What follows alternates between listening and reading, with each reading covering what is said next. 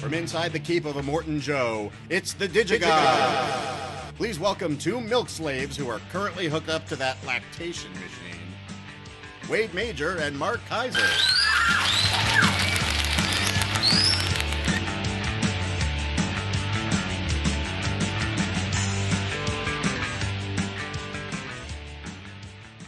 Ew. Corey? Really? Wade gets top billing when it comes to lactation machines. Oh. No comment. That was sent in by Billy Milby, Shiny and Chrome. Oh, Billy. That was a bit too far. Lactation. I mean, I love a good Mad Max reference, but I don't know. That, you know. I just love how you made it seem as if Corey was in the room. And the Oscar goes to Wade Major. Not really. It's not like I'm dancing with Tom and Jerry. Dancing with Tom and Jerry. What does that mean? It was the Gene Kelly when he danced with Jerry, right. not Tom. Tom wasn't part of it. It was Gene and Jerry dancing. You remember that? It's legendary. It is legendary. Yeah, it's great bit of animation, Yes. live action combo-ness. So last week we let off. We had our conference call with our wonderful web designer Kim. Yes, because Wade wouldn't shut up about some movie we didn't care about. Sorry, guys, we had a conference call. We are in the process of designing after many false starts. Yes. And Wade not following through on his promise to deliver needed paperwork on the website that we are designing. Yeah. That will be a hub for the podcast, our written And film reviews. It will grow over time, but yes. And hopefully with your participation and help, it will grow over time. We will have areas on the site where you guys can post your blog entries and thoughts on film or Blu-ray. And so we're in the process of figuring all that out. Yes, we are. And so last week we left off. We had a lot of stuff we were going to talk about we didn't get to. So you know what? We're going to pick up right there this week. We're still in classic movie mode here, and there's some really, really great stuff. And I'm glad we can start off this week with this because it's so awesome. It is often discussed, is often talked about how women just don't get the same breaks in the film business. There aren't enough women directors. There aren't enough women screenwriters. There aren't enough women behind the cameras. And it was not always thus. That is more a phenomenon that happened sort of after World War II, frankly. And much more a phenomenon of the 50s and 60s and afterwards, because a lot of women were writing. I mean, in the 1930s and 40s, A lot of them were editing, a lot of women were editing, and they're for also colorizing. Yeah. So it was a more egalitarian industry actually prior to the 1950s, prior to the aftermath of World War II. That's when it became decidedly male. But we have an amazing boxed set here from Flickr Alley. We love Flickr Alley. They do such great work. They are, of course, also a partner in Filmstruck. They furnish a lot of the product that shows up on Filmstruck. And Flickr Alley, working with the Black Hawk Films Collection and Lobster Films and the Library of Congress, but primarily with Black Hawk Films, which is the library that was put together by David Shepard so lovingly before he passed away far too recently last year. This is Early Women Filmmakers, an international anthology, and it is a wonderful, wonderful box set. It's entirely curated by David Shepard prior to his passing, and we're talking about 11 hours of material that spans all the way from the early silent era right up into the middle of World War II, 4 decades, really. 4 decades in 11 hours, and it is amazing. 24 films on 6 discs. It is just absolutely beautiful. And you get names that you certainly should know, like Alice Guy Blaché, Lois Weber, Mabel Normand. These are all names that are clearly still very much a part of film history. Even controversial figures, Leni Riefenstahl is represented here. But then you get others like Lotte Reiniger, Claire Parker, Mrs. Wallace Reed, otherwise known as Dorothy Davenport. There are filmmakers here I didn't even know before. Maya Deren, I'm familiar with. Dorothy Arzner, certainly I'm familiar with. Mary Ellen Butte, had never heard of her. Madeline Brandeis, wasn't familiar. Germaine Dulac, was not familiar with. And the Russian filmmaker Olga, and I'm going to mutilate her name, Olga Preobrazhenskaya. I did better than I thought I would. So it's really, really an amazing collection. There's even an audio commentary here for Lois Weber's The Blot. It's just absolutely terrific. I can't recommend this highly enough. If you're a film history fan, you will love this. Early Women Filmmakers, an International Anthology. It is on Blu-ray. It is beautifully transferred, amazingly well curated. This is classic film history. You got to have this. So you didn't like it? It was okay. So, Mark, we got a bunch here from Twilight Time. And we love the Twilight Time. We love Twilight Time. Go to TwilightTimeMovies.com. TwilightTimeMovies.com. You are going to just absolutely revel in this. So, one of the Japanese directors that I was less familiar with from the New Wave period, the Japanese New Wave period, is director Kiyoshi Saiki. Now, I'm familiar with the films, never really saw much of his stuff. I just knew he was in the mix. He wasn't up there with Kobayashi or Kurosawa or, Kon Ichikawa or Ozu or those guys. I mean, there are others that were sort of, but this is really an amazing movie. This is called Brutal Tales of Chivalry. And it is, it's more pulpy, but it's a great early performance by Ken Takakura as a Yakuza who comes back from World War II and discovers that his home village has been completely obliterated, and that leads him into a dangerous path. Let's just say a dangerous path, and we all know usually what that path consists of. But it's really, really it's a tough film. It's an artistic film. It walks a really, really interesting line in terms of its themes and its emotions, and it's really rock solid, and it's beautifully done. And Toei, of course, is one of the oldest studios in existence, and this is a wonderful get for Twilight Time from the Toei library. So I salute them. Well done. We also have from Twilight Time Inferno in 3D. This is one from a previous 3D era of the 1950s. A movie that is not exactly a 3D landmark, but certainly one that is interesting in terms of the history of 3D and why this would have been in 3D in the first place. A bunch of special features here, including the isolated music track, and Alan Rode and Lisa Ryan, the daughter of Robert Ryan, do a commentary on this, which is really, really interesting. And this is kind of this is a little bit of an unusual film to do in 3D because it's all like a two-hander in the desert, basically. Robert Ryan is a millionaire who is abandoned by his wife and her new lover in the desert, and he's got to sort of find his way back. And you think, well, why would that have been in 3D? I don't know. But it's a great, very sort of constrained, solitary story. And Rhonda Fleming as his wife is wonderful. Rhonda Fleming, of course, would go on to marry Ted Mann of Mann Theater fame. And, that's sort of her claim to fame now. But in any case, directed by Roy Baker, very, very well. Kind of a little bit like the Star Trek episode Arena. There's a little bit of that here. That's Mark's cue to give me the scores. Anyway, good little film. That is Inferno in 3D. More recently, we have The Man in the Moon, which introduced us to Reese Witherspoon as a young girl. And this was also one of the last films directed by Robert Mulligan, one of the great directors of the Golden Era. So it's sort of amazing. Isn't it weird now to think that Robert Mulligan directed Reese Witherspoon?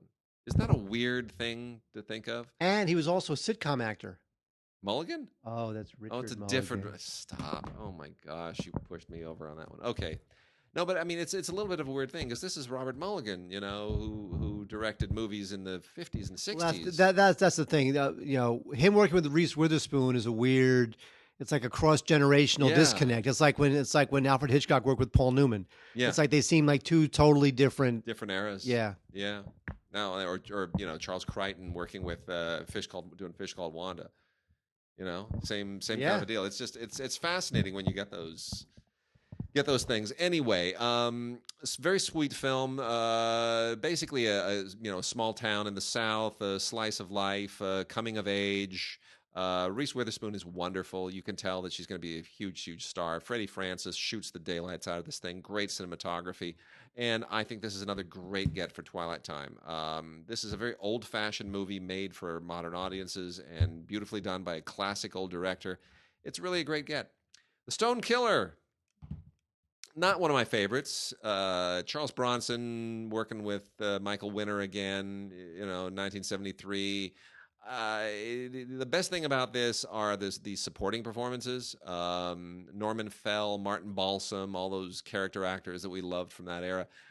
They really top this out. I can't say that it's kind of it feels a little stale as far as mafia stories go. Everything in the wake of The Godfather feels a little bit stale. And a lot of this stuff that was being done at the time of The Godfather and a little bit before and a little bit after, like Requiem or Vendetta for the Saint with Roger Moore, it all feels kind of hokey once you get into The Godfather, But anyway, Stone Killer, it's for you Winner fans of the Winner Charles Bronson collaboration. It doesn't disappoint. It just isn't, it doesn't date terribly well.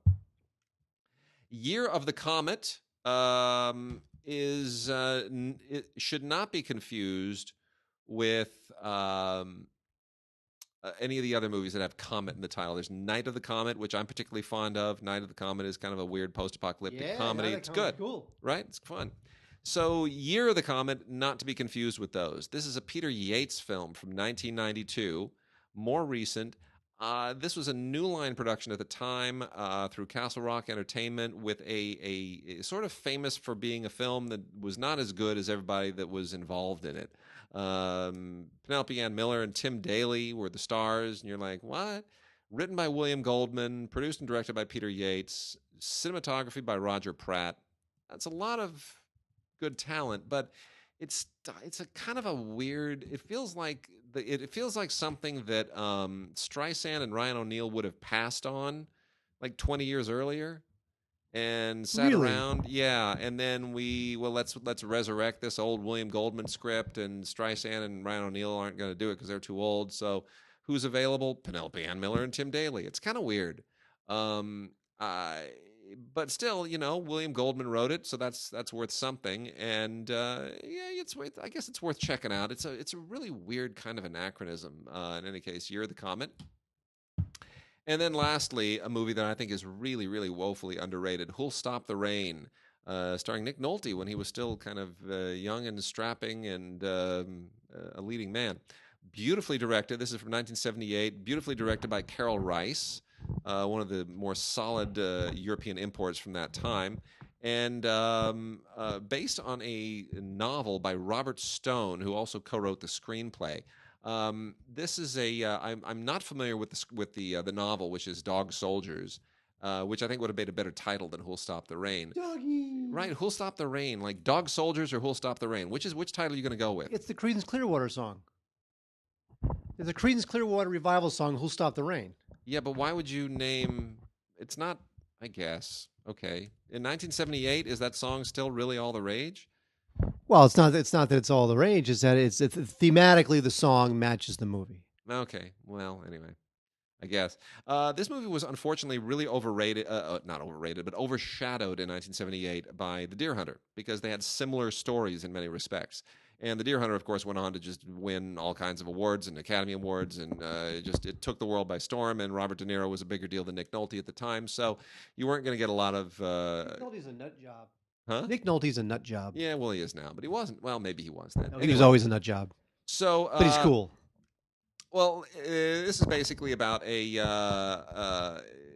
about a bunch of Vietnam vets and some other guys who get involved in a heroin smuggling plan from Vietnam to San Francisco. Hey, look, we've all been there. and it has a lot of interesting. I mean, it is at once it's a thriller, but it's also very, very much about the fallout of the Vietnam War and what it does to veterans and how you cope in coming home and all that kind of stuff. So a lot of the same themes as in The Deer Hunter. Very different story, but it's wrestling with a lot of the same issues. But again, it just the same year as The Deer Hunter, people overlooked it. So I am going to say Carol Rice and Nick Nolte, much too important of a collaboration. Tuesday Weld, wonderful in this. Much too important of a collaboration to let slide. Twilight Time, wonderful job for digging this one up and handing it to us.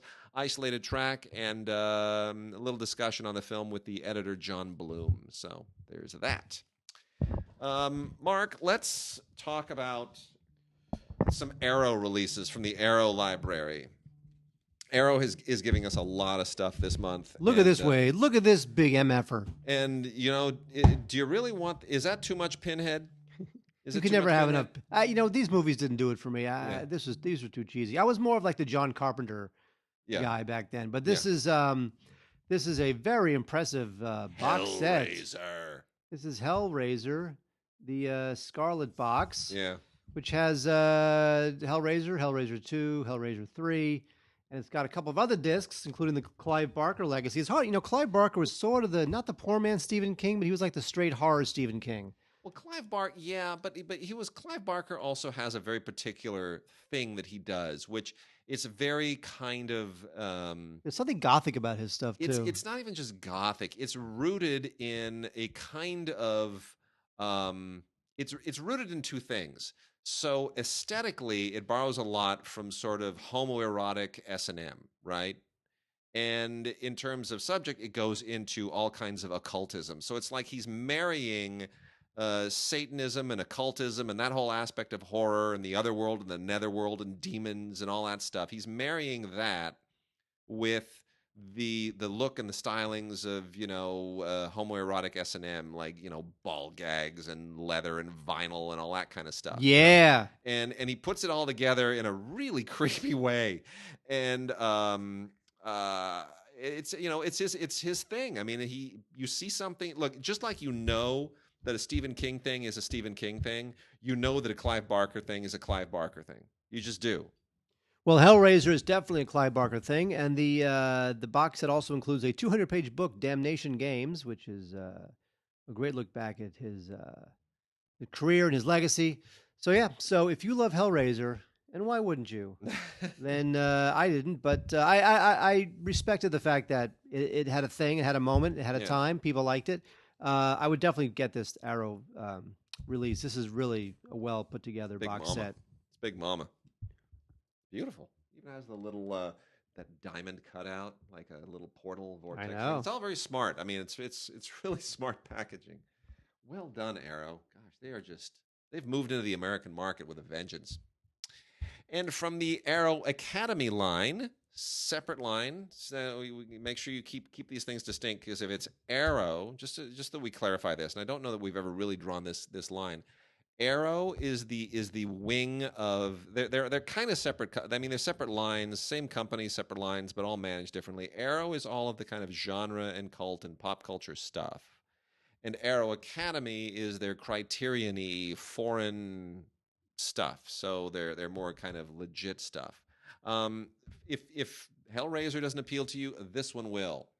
The Jacques Rivette collection is amazing and to straight up die for. I am a huge fan of Jacques Rivette. I think he's just he is the original French New Wave director. He is the one that paved the way for all the rest of them, even though things like Breathless and 400 Blows were the first to hit.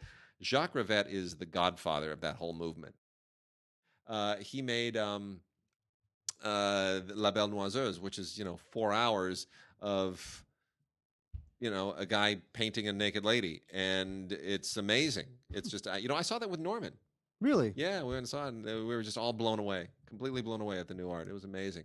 I mean, it's Michel Piccoli and Emmanuel Béart, and she's naked, and he's drawing and painting her and struggling with it. And it sounds like something Norman would like. Yeah, very true. Anyway, this box set is absolutely fantastic. It includes 3 films. What are you listening to? So if you go on Twitter, of course, okay, Go to Michael Giacchino's. This will be way gone by the time you get to it. But go to Michael Giacchino's Twitter account. Uh-huh. He posted a 30-second clip, a full orchestral rendering of the Spider-Man TV theme from the 60s. I could play it for you now, but it's not the same. Okay. It's cool. All right. It's weird. So anyway, that reminded me of Spider Pig, and I was playing the Simpsons Spider Pig. Oh my goodness. So that's what Jacques Rivette gets out of you. So Jacques Rivette, after he made the amazing legendary Out One, he wanted to make a quartet of interconnected films that dealt with similar themes, different genres and whatnot, and he never actually completed all of them. But he got through 3. And the first, those 3 are on this box set: Duel, Noiro, and a film called Merry-Go-Round, which is kind of like the Merry-Go-Round is sort of left over from the ashes of a discontinued film with Albert Finney and Leslie Caron called Marie and Julienne.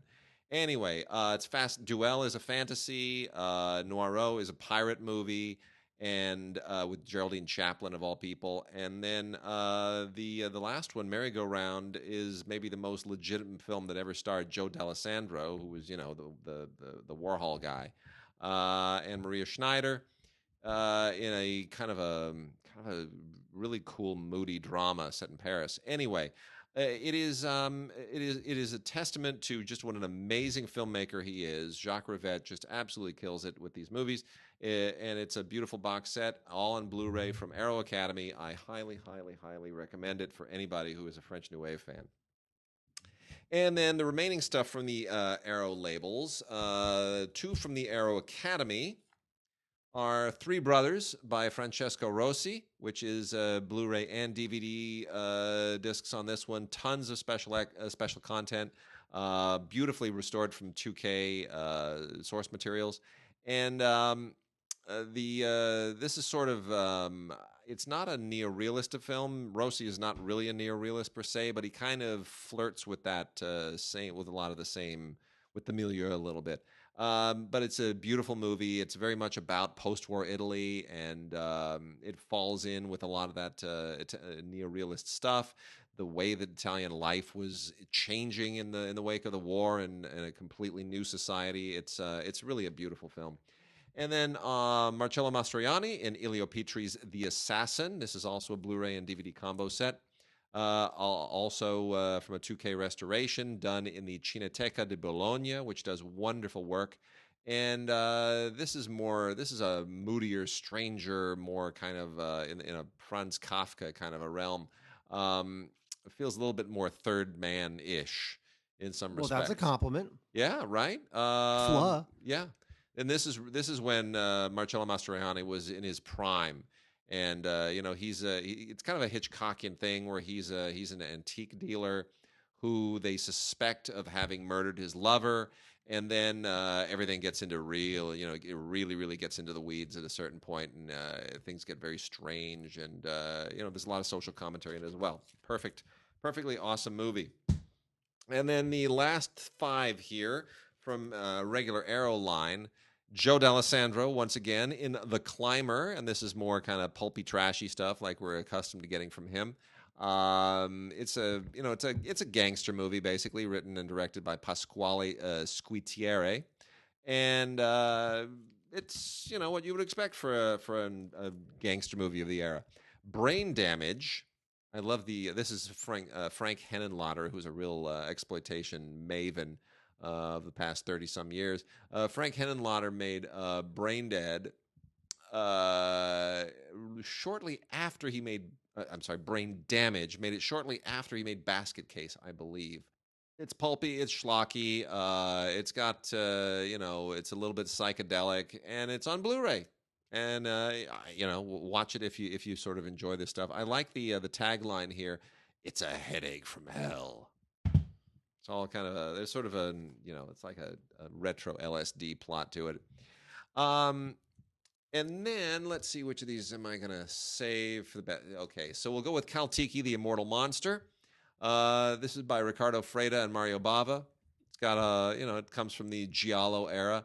and it's Italian cult cinema, really pretty much is strictly for giallo fans, people who like Italian movies of that particular giallo period in the 1960s into the 70s. This is for you. It's got tons and tons and tons of giallo stuff on it, extras and discussions and interviews, and I mean, all it's like a Criterion trove of stuff. Most people have not heard of Caltiki, so they wouldn't necessarily, get excited by the fact that this exists. But if the word Caltiki, the immortal monster, gets you all excited, then by all means get it. Another Django movie, Django, Prepare a Coffin. This is maybe the best looking Django movie yet on Blu-ray. This is Ferdinando Baldi directed this, and it stars Terence Hill as Django in this case, and it's the usual thing. He's it's like what you get in the Eastwood films. It's like what you get in the other Django movies. He's a gunslinger, and he's kind of a lone, Ronin samurai type guy, and he has an interesting plan to take down a corrupt local kind of boss, a local political boss. And this is how he executes his incredibly bloody and clever plan. And then the last one here, you gotta have this. If you're a fan of Yakuza movies, you're gonna love this. Kinji Fukasaku is the godfather of the Yakuza genre. If there's anybody who's ever been attached to a single genre, a single crime genre, this is the guy. He invented the Yakuza film. He perfected it. And he hard-boiled it. And Kinji Fukasaku has made a lot of great movies, including Battle Royale, which may be that was his swan song, and it's one of his most famous films. Battle Royale is like, the Hunger Games amped up. That Battle Royale is the Hunger Games rated triple R. Yeah, it's for real. It's the Hunger Games and Logan in one film. There it is. And this here is pretty darn close, though. Cops versus Thugs. Although it looks like it says Oops versus Thugs. Turn that around. Does it say Oops versus Thugs? Yeah, but it's Cops versus Thugs. The C and the O are too close together. Yeah, it's probably not the best graphic representation. Anyway, all takes place in 1963 in the city of Kuroshima. And do I need to tell you what the plot is? The title is the plot. The title is the plot. So there's cops and thugs, and it's just relentless, and it's cool. And there's some great twists in here. And it's really, really, really, really great. Fukasaku is it's not exploitative, but it feels just exploitation-y enough. Exploitation-y? Exploitation-y. It's really, really good. So, anyway.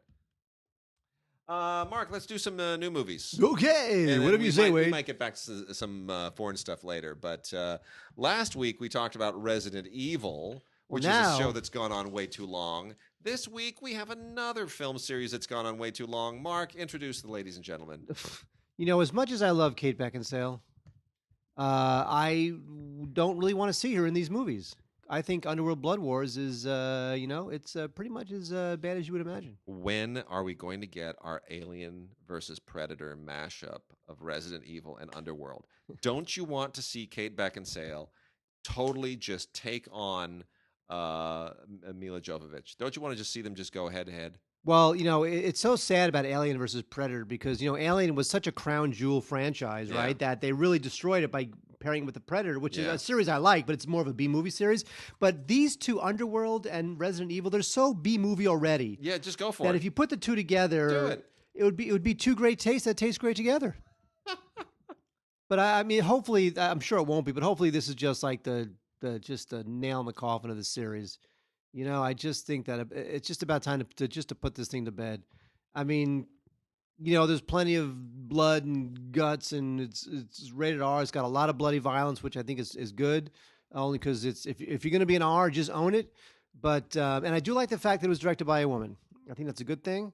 But ultimately, this thing ran its course 7 movies ago, and it's just trashy and awful and ridiculous. And just stop it.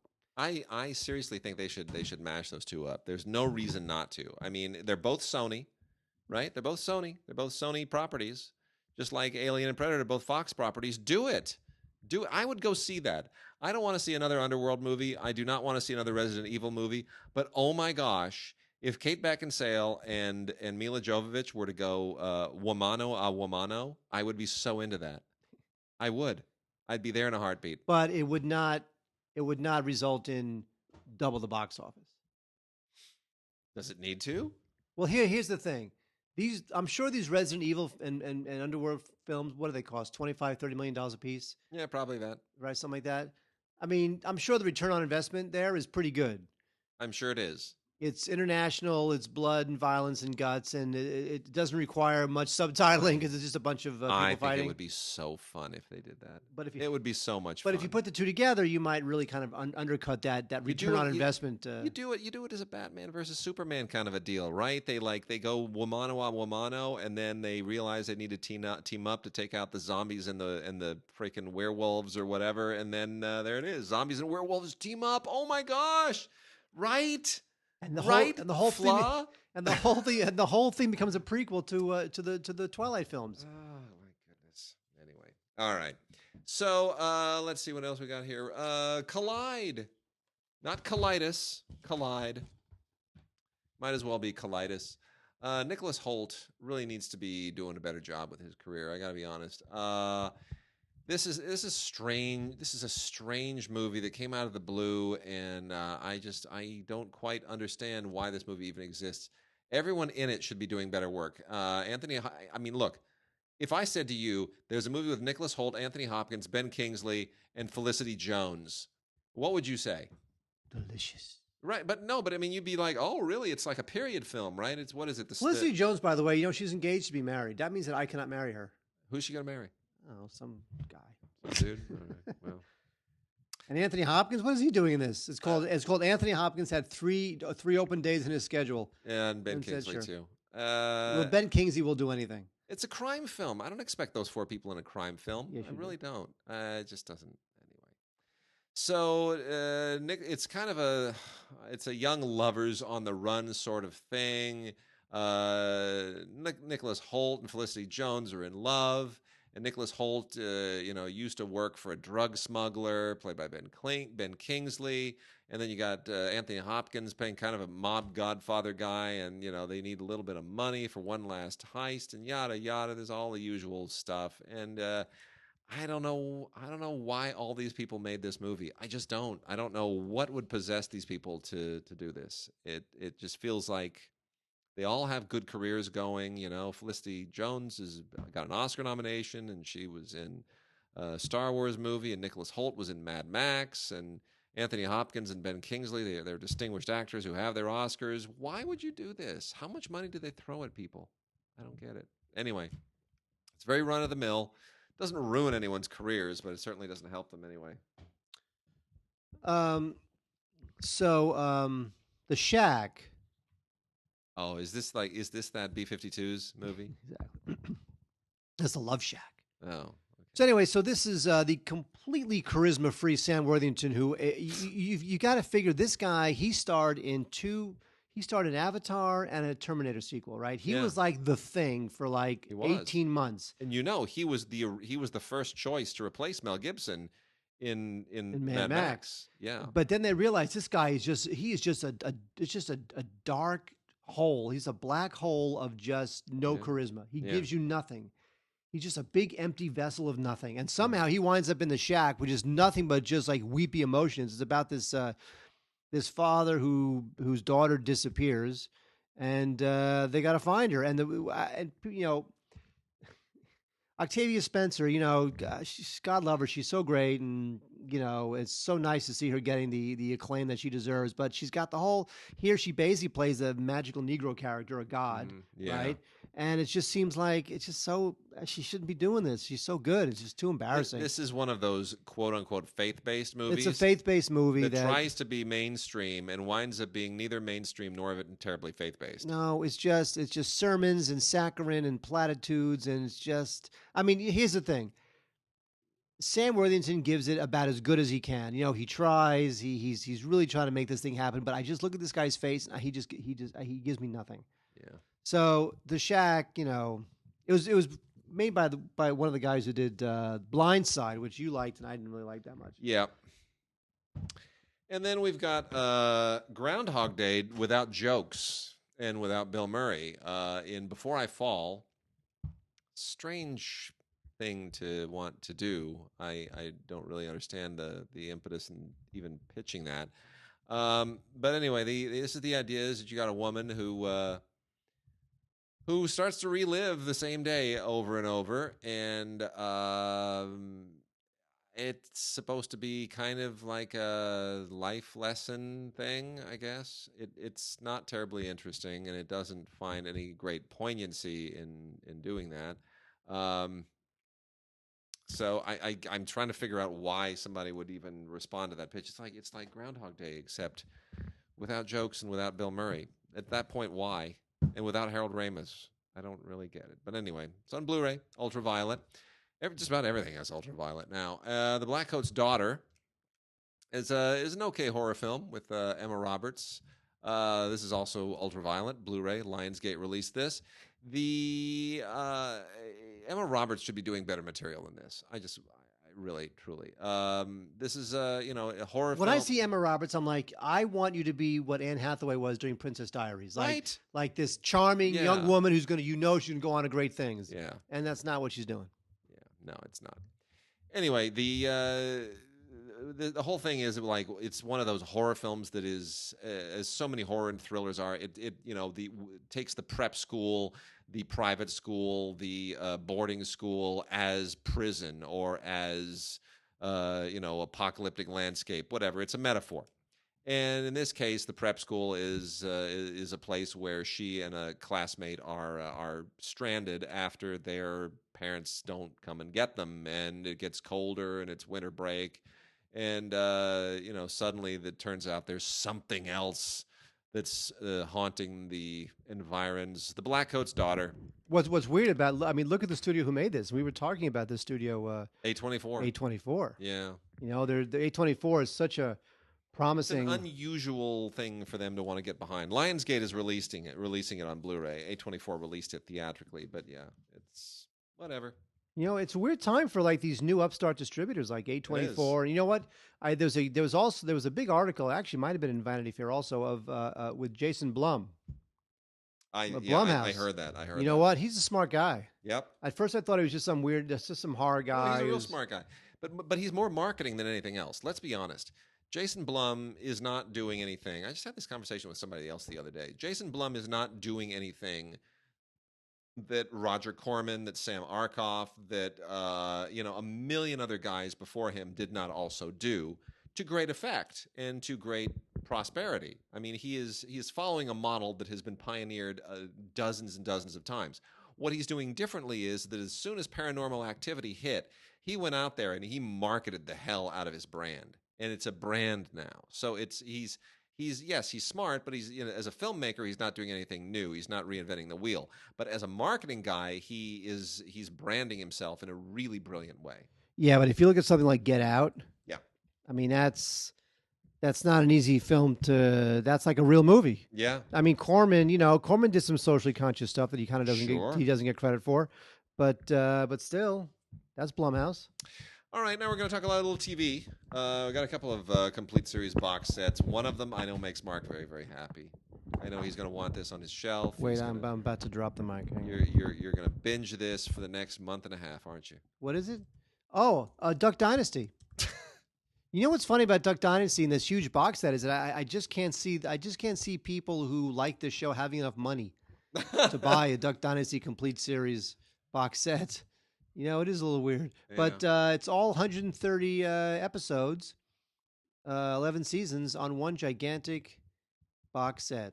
This, of course, is not Blu-ray. This is DVD, and I don't know what to say about the show. The show is a phenomenon for a while, and then, of course, after a while, you get the crazy old codger who winds up saying something about something controversial about God or blacks, whatever he said, and then before you know it, the House of Cards falls apart. Yeah, well, but last episode is an actual lynching. It's a very special episode. But describe the artwork on the cover. It's the four guys, the four main guys, as if they're on Mount Rushmore. That's it, and that's how the fans of this show feel. It really is true. That's how they feel. We also have a complete series, long overdue, of Heart to Heart, a show that I watched relentlessly when it was part of that amazing ABC lineup in the 70s and 80s that took us all the way from, I mean, do you remember the Yay. commercials? Do you remember the commercials every year when ABC was number one? We're still the one. They keep playing that song. Still the one. Remember those commercials? Yeah, It was great. of course. There was one where everybody's in balloons. Like Fonzie's in a balloon, an air balloon, and he's waving to to the Charlie's Angels girls, and they're waving back, and then the Love Boat people, Darren McGavin is up there, and it's great. Wait, I'm trying to find Are it. you trying to find that commercial? Oh yeah. Well, Heart to Heart was part of that. Starsky and Hutch and Oh, still the one promo. Beretta, and it was great. There it is. That's it. That's the commercial. That's it. Terrible. That's it. Those were great. Still Good the one by the times. Orleans. So anyway, Heart to Heart was one of the best shows. Look, I mean, they're rich, they're in love, they're great. Robert Wagner and Stephanie Powers, and created by the guy who created I Dream of Jeannie, Sidney Sheldon, no less. Come on. It's great stuff. Lots of fun. And the thing with solving crimes. They had what's his face as the chauffeur. Oh, I know the Lionel Stander. Yes. The thing about Stephanie Powers, right? Yes. Is that you look at her now and you're like, God, she's beautiful. But when you watch the show, she didn't seem beautiful. Yeah, she did. No, She was awesome. It was there's something about the hair. She got the was 70s awesome. hair going.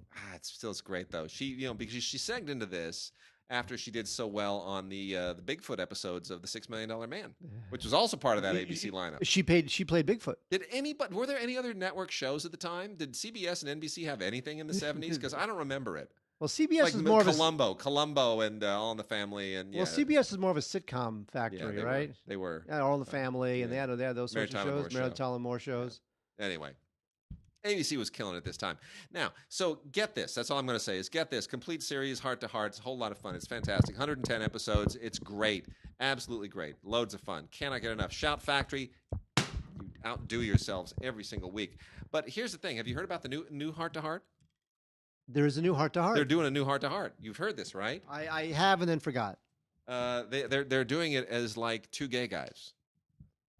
It's like a gay couple. Okay, now do you like that or not like that? Well, I don't have a problem with the concept of like two gay men who are detectives, but why do you have to call them Heart to Heart? Like that's not hard. Heart to Heart is, like this is Heart to Heart.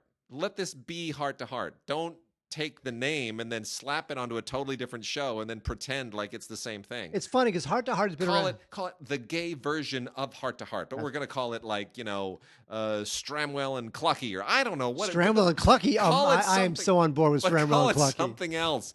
You're cheating if you're borrowing. It's not Heart to Heart. It's just the same title. But what's funny you're cheating. What's funny is that it's Heart to Heart was so long ago that when you're in a room pitching, why don't we redo Heart to Heart? It was a hit in the 70s. Yeah. Anybody who remembers what that show is probably so old and has become so conservative that they don't want to see gay people on television. Why do you have to do The Odd Couple again with black guys? Do two black guys who don't get along and they're roommates and call it something else. Because you know why? Because then you'll be losing dozens and dozens of articles about the reboot of Odd Couple. Blank Network rebooting blank. It's so callow. It's just so calculating. Yeah, you'd work on one in a second. Yeah, well, yeah, I'd take the work. Of course, I'd take the work. Exactly. But it doesn't he's make a sellout. it good. He's a sellout. Okay, and then let's see. Let's get into some stuff. Decoy. Decoy is a Beverly Garland show from a million years ago that ran for 39 episodes, and then everybody promptly forgot it. Now, Beverly Garland, Hi, Wade. Mark cannot handle a microphone today. You know what? It's the tripod. This tripod's messed up. Uh-huh. And also, this cord is too thick. Okay. And also, I'm stupid. So Beverly Garland is an actress from of yore, 1950s primarily, and she has sort of branded herself. She's like behind these shows now, right? These shows where all the old stars gather and they do, they sign their pictures and all that stuff. These memorabilia shows. They're out here in the Valley, right? You know that. Oh, half those guys from the 70s and 80s that's how they make their living. Yeah. They So were the fourth banana on some horrible show. And So they she sign has autographs. become the godmother of that whole thing. Anyway, this was a show from 1957, and it was basically just a crime show. She was a policewoman, and it dealt with a lot of real life stories, and it was kind of sort of dragnetty and police-womany.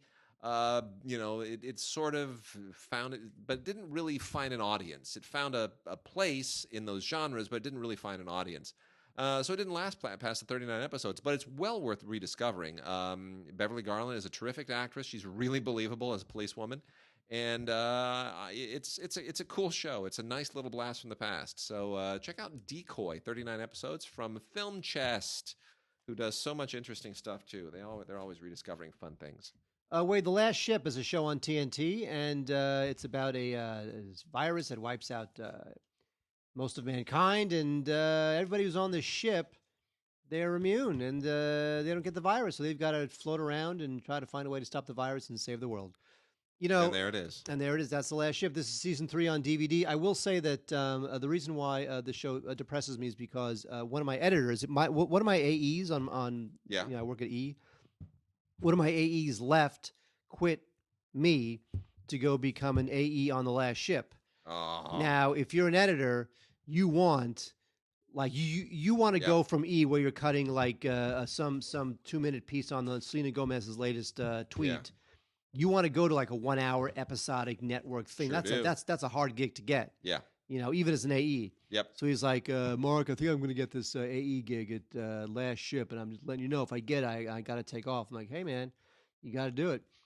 So he left, and I don't know if he's still on the show. But anyway. Do what you got to do. Also, I think, you know what? I feel bad for the show, actually, because Eric Dane, who's the star of the show, they had to shut down production because Eric Dane was suffering from depression.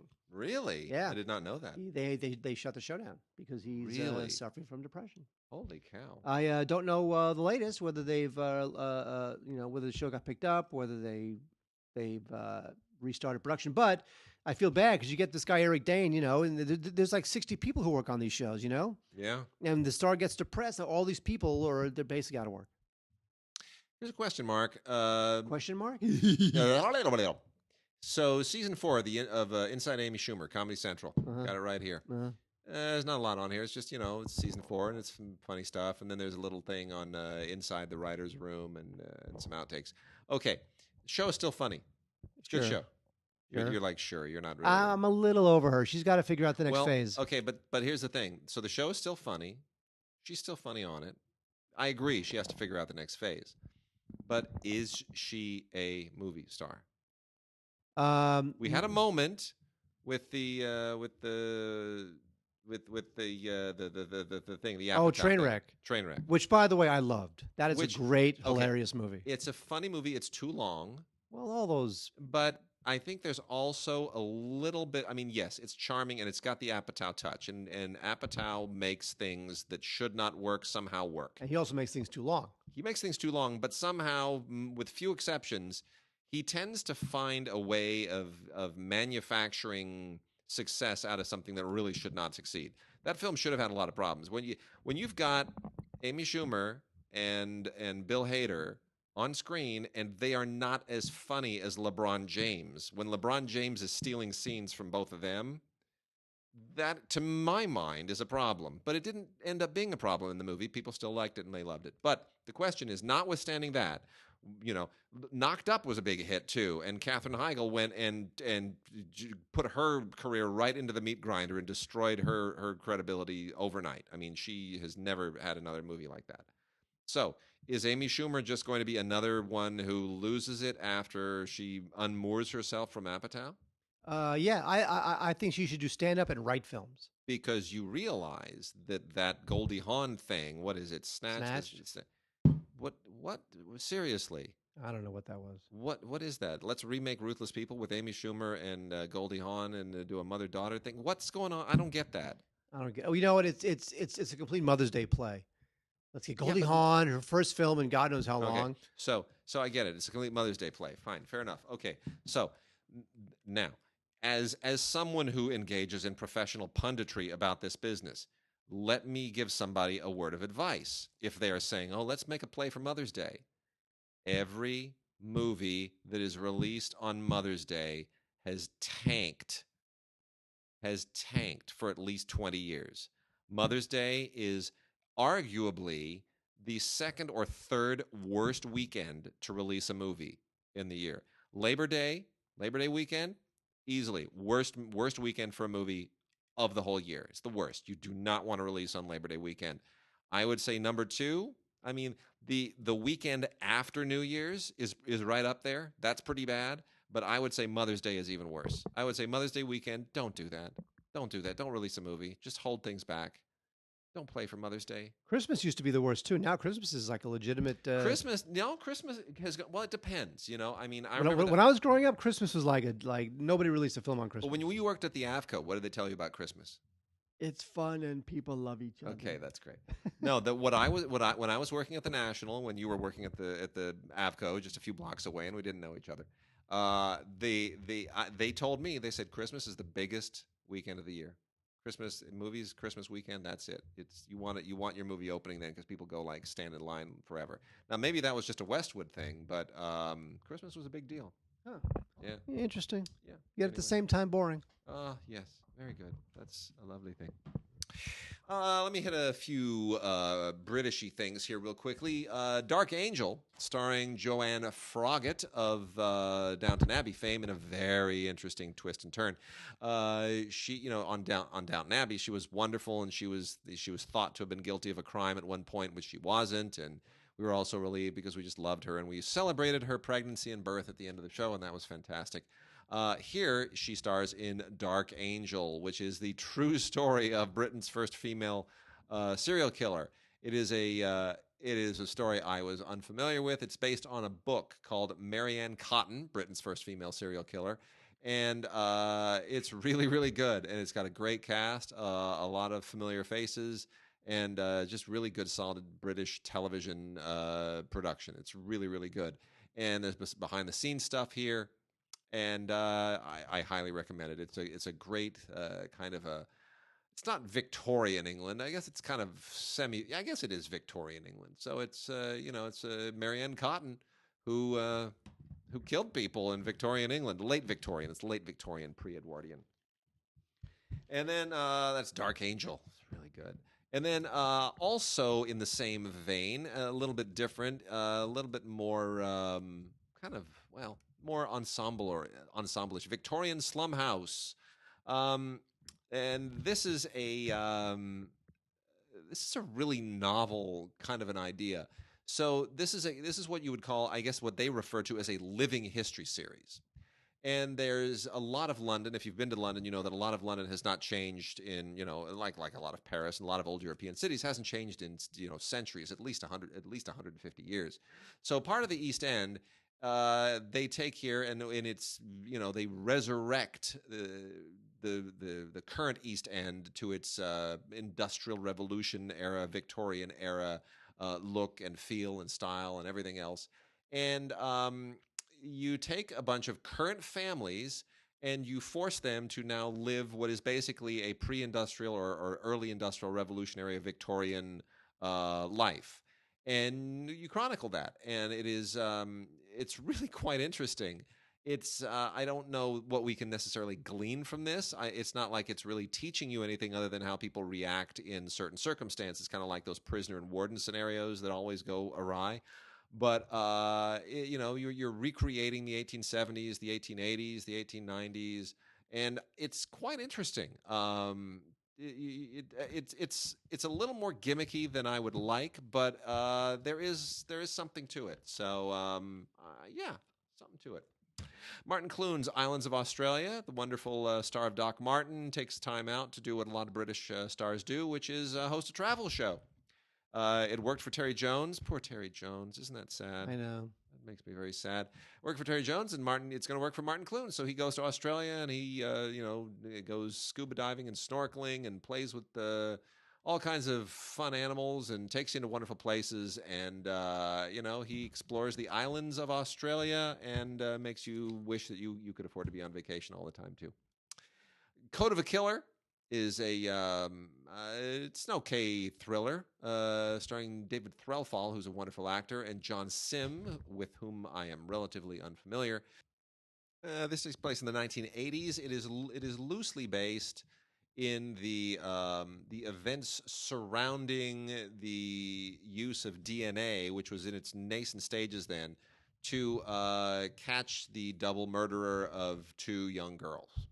And that normally would not necessarily be a really. I'm of the mind that forensics and the digital era have kind of ruined cop shows on television. I think that now that everybody can kind of put things under a microscope and then Google them, that makes procedurals a lot less interesting. I don't think CSI is the CSIization of procedurals has not been necessarily a good thing, but people like it anyway. This sort of goes to the roots of that. And it is more interesting than I think it probably should be. So if you have some interest in how that all kind of came to be, it actually sort of traces its roots to this story.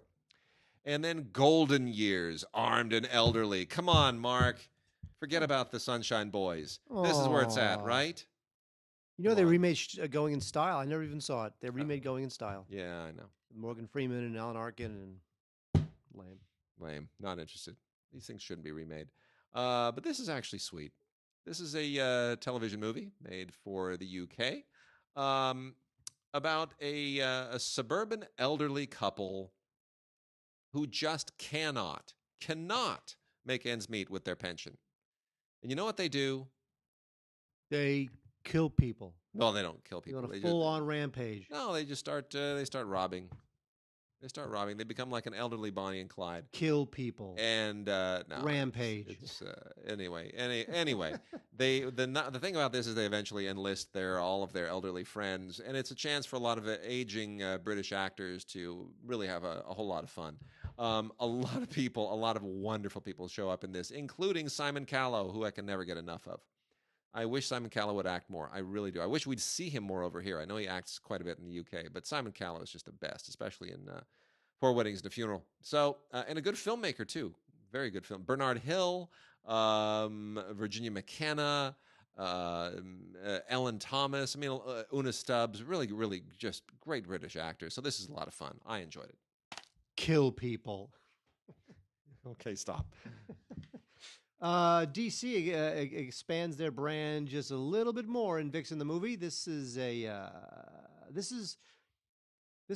basically a big supercut of a bunch of shorts that were on the CW online, and they put them together and they kind of created some new footage to make a movie called Vixen the movie. Vixen is a hero who grew up in Africa, and then she winds up she has the strength of animals. She can be strong as a gorilla or as fast as a cheetah.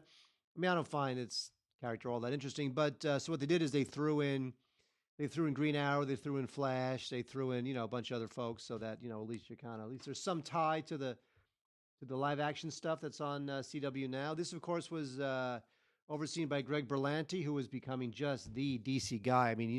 I wish he'd do the movies. I do. I wish trust that he would Godfather the movies. I trust him more than Zack Snyder. So much more. So if you're into if you're into every single gosh darn character in the DC universe, then I guess you got to at least watch Vixen the movie.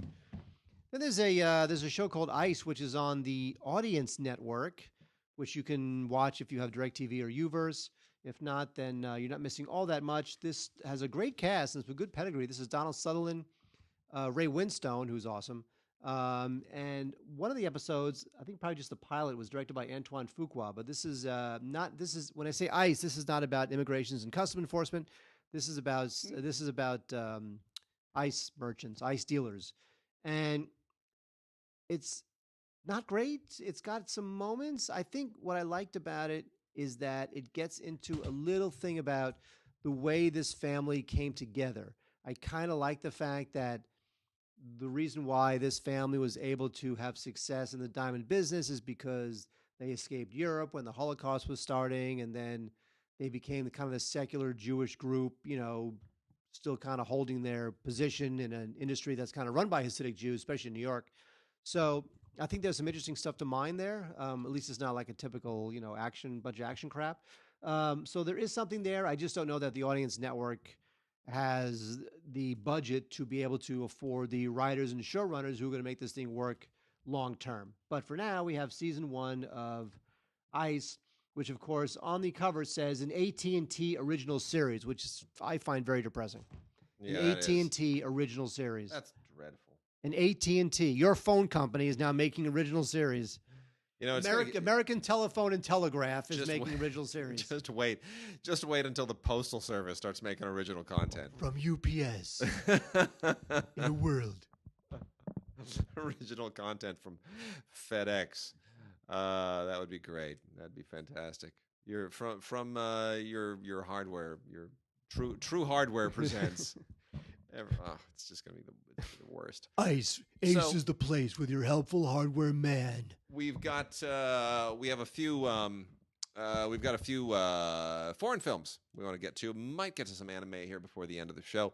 So forget about L and Verhoeven and all of his weird twisted sexual fetishes. The only reason that L worked was because Isabelle Huppert was in it. Without Isabelle Huppert, if you stick like Sharon Stone in that, it's just another trashy Verhoeven movie about sexual obsession and him wanting to just show nasty. I just did not care for Elle. I get why people liked it. I didn't care for it either. No, but she's great in it. I'm watching and thinking, God, am I missing something? Yeah, but you know what? The better Isabelle Huppert film from last year, which got overshadowed, Things to Come. Things to come. Things to Come. Yeah, good. We like this. We like this a lot. It's a real performance. It's not Isabelle Huppert doing what everybody always casts her to do, which is to be the unpredictable, cold, schizophrenic ice queen with something up her sleeve and, a little bit mentally unstable and a few screws loose. And, she's been playing that so much, and she's great at it, and she does it better than anyone else ever has. But she's also a great actress at everything else, and she can do all kinds of things. And this is about a woman who is a teacher. She's a professor. And you would think she has a great life with, her kids and her husband, who's also a professor, and then everything just collapses. And her husband's going to leave her, and now she's sort of at a point in her life when you're supposed to be settling into the fact that everything is now stable and your choices have panned out and you have family. Now she has to reinvent her life. And Things to Come is a wonderful, wonderful, wonderful movie. Written and directed by Mia Hansen-Løve, who's one of the best of this new crop and new generation of French filmmakers. This is just this is a wonderful film. It won Best Director at the Berlin Film Festival last year. And it is incredibly well written, incredibly well directed, and beautifully acted. And it is on Blu-ray. And you've got to check it out. This is from MPI, Things to Come with Isabelle Huppert. Absolutely beautiful movie. And then a couple of criterions before Mark will share with us his thoughts about his favorite vegetable. We've got a couple of criterions here. Ozu's Good Morning, to go along with all the other great Ozu that has been released by Criterion. Yeah, it's based on the song from Singing in the Rain. Good morning, good morning. Okay, thanks. All right, fair enough. So this is once again, it's classic Ozu. It is it's all about the struggle, the generation gap in Japan in post-war society, and except this one's a little funnier, a little sweeter, a little bit more of a frolic. Made in 1959. Just kind of there on that turning point with the Japanese New Wave before it goes into a heavier, darker place for a lot of filmmakers. But it's a film that transcends even the issues of Japanese culture. If you are just trying to work day to day, get along with your parents, deal with all the crushing realities of the 1950s, this speaks to you. And it speaks to you in Japan, speaks to you outside of Japan. It's great. Also includes a 1932 silent comedy, I Was Born But, which was one of Ozu's earlier efforts before the war. And there's an interview with David Bordwell, one of the great, who writes all the great books that I even used as a textbook. And a bunch of other fun things, including a 1929 silent film that Ozu made called Straightforward Boy. Just a piece of it. That it doesn't exist in its entirety. It's kind of a lost film. And then we also have the late Chantal Akerman's masterpiece, Jeanne Dielman, 23 Quai du Commerce, 180 Bruxelles. That means 1080 Brussels. Otherwise known just as Jeanne Dielman. which is legendary. This is the film that everybody usually associates Chantal Akerman with. It's now on Blu-ray. Story of a widow who is basically just trying to make her, maintain some stability in her life, and it is just a beautifully made film. It is fantastic.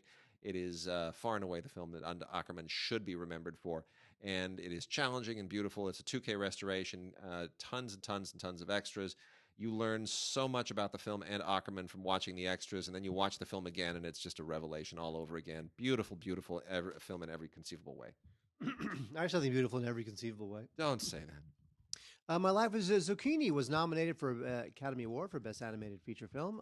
This is stop motion animation, and it's it's poppy and fun and colorful, but it has kind of a sober heart because it's about a young zucchini person, 9-year-old, and they loses the mother, is taken to a foster home, and has to kind of try to find a new family. They swagged the hell out of us with this movie, didn't they? Why did I not love this movie as much as everybody else loved it? It's a sweet film. It's Swiss, sure, and it was Oscar nominated. And I don't know. I mean, it's maybe it's. I think after a while, after 10 minutes, I was like, "You're just gonna play in your room and."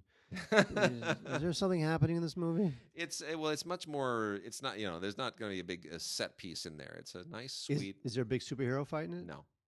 But here's the thing: they swag the daylights out of us during award season with this. Like, you got the keychain, right? The little guy on the keychain, zucchini keychain, sure. And you got the zucchini T-shirt. No, you didn't. I didn't get that. You didn't get the zucchini T-shirt? No. Oh, I got the zucchini T-shirt. I would have given it to Goodwill. I wouldn't want that. My daughter already knows all about this because there was so much zucchini stuff around the house. She was playing with the plate with the keychain, and then I would wear the T-shirt to bed, and she would go, "That's zucchini." No, my daughter knows all about this movie. It's une courgette. Yeah, well. Ma vie de courgette. That's yes, that's it's that yes, that is what the actual French title is. Anyway, would you not bad the English voice casting that they do in the dub version, not bad at all. I agree. Nick Offerman and Amy Sedaris, Will Forte, it's good. Yeah. They got the right voices. I still like the French version better, but still. Mark, let's wrap out. I want to make mention of a few anime things, if I may. Funimation has released what is really a historic piece of anime, and very often the anime that we talk about is like, if you're not an anime fan, don't bother. It's just you need to immerse yourself in a world that has been preceded by dozens and dozens of seasons and hundreds of hours of immersive robot and post-apocalyptic and futuristic fantasy worlds and Gundam suits and all kinds of things. Not so here. Momotaro Sacred Sailors is the first ever animated feature film made in Japan. It was a World War II propaganda film, especially. It was fully funded by the Navy Ministry, and then kind of fell out of circulation after the war for all the obvious reasons. But it's been rediscovered. It has been restored by Shikoku, the oldest film studio in the world, like 120, 130 years old. I mean, right from the 1890s when Shikoku was first established. Funimation played a part in helping get this restored, and this is the first time that it has been released in high def. This is a beautiful Blu-ray and DVD combo set. This was screened last year at the Cannes Film Festival, and it is a truly, notwithstanding the propaganda aspects of it, this guy and his animal friends and their hyper patriotism. It is rooted in Japanese folklore, I would add, but this is truly really an exceptional milestone in animation history. Momotaro Sacred Sailors, really, really an amazing film worth rediscovering especially. And let's see. Well, I guess as long as I mentioned Gundam, let's throw another Gundam on the docket. On the Barbie? We'll go out with yet another terrific Gundam release from The Right Stuff, part of the Sunrise Library. This is Mobile Suit Gundam movie trilogy on Blu-ray, and this is the series that actually launched the Gundam. The Gundam series. These are 3 feature-length Gundam films that introduce the world of Gundam and the Universal Century and Amuro Ray and everything that is part of the Gundam universe and the Gundam myth and the mystique. This is where it begins. And these three films kind of launched it all, and then it really caught fire, and now it's just exploded, and there's more Gundam than anybody knows what to do with now. So really, really a little bit of film history here as well. More specific to anime history if you're not really into the Gundam thing. But if you want to start, you don't have to know all the world of Gundam. This will introduce you. These three movies, Gundam Trilogy, Mobile Suit Gundam movie trilogy, from Sunrise and Right Stuff. And with that, Mark, I think we are done. What's in store for you this summer? What movies are you really looking forward to? Well, I already saw Alien. Yeah. What else is going on? I guess Spider-Man. You're looking forward to Wonder Woman?